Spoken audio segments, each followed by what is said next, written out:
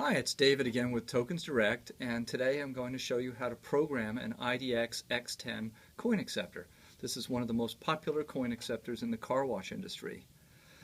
Probably when you start on your coin mech, it's been programmed for quarters or dollars or other tokens. So the first thing that I always do when I start is I put my screwdriver in the selectable switch and I clear each of the positions. These acceptors allow you to program up to 6 different tokens. And it's really simple. I'm going to put it into position 1. I'm going to click the black button. And position 2, click the black button. 3, 4. I just wait until the light stops flashing.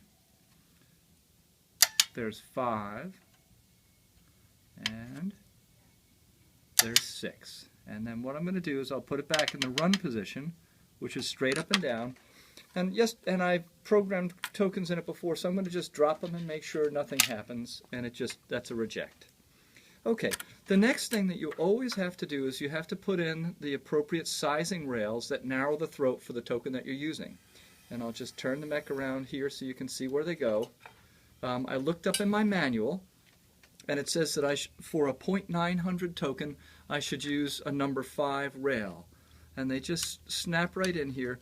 Generally, when you're doing this and you want them to stay in your car wash, I would recommend a drop of crazy glue.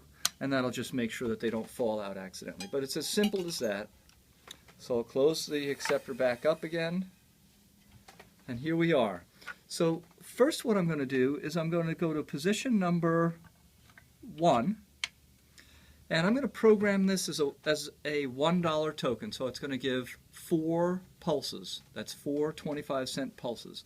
So I click the button 4 times. 1, oops, that was 2, 3, 4. I double bumped. Okay, and then I'm going to take, I usually have 5 or 6 tokens to train with, and I'll just drop them down the throat.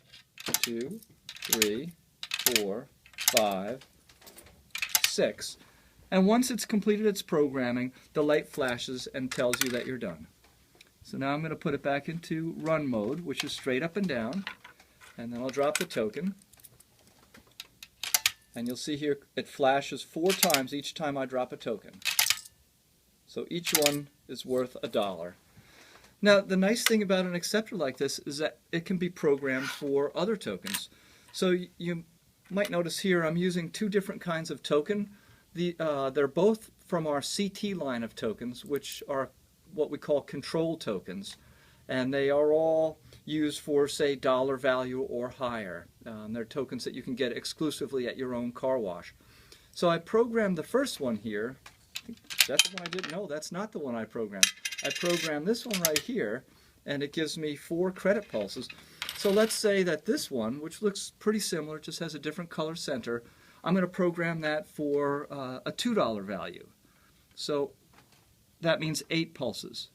So I'm going to slip into position number 2 because I already have position 1 programmed. 1, 2, there's position 2. And I'm going to program it for 8 pulses. 1, 2, 3, 4, 5, 6, 7, 8. Okay, and then I do the same thing. I just drop the tokens. I need to drop 6 times. 1, 2, 3, 4, 5, and one more is 6. And the light flashes, so I know that it's programmed.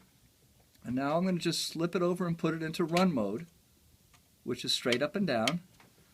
And I'll take the $2 token here, and I'll just catch it, and you get 8 flashes each time I drop it. And each time it's accepting. Okay? And then I can go back. Remember we programmed the ones with the gold centers as $1 tokens. So I'll drop those, and the light just flashes 4 times each time. So you can see how that works. It's just a really simple thing to do. These acceptors can be programmed for up to 6 different styles of tokens. You can have a quarter programmed at the same time as a quarter token or as a $1 token. So it's very simple.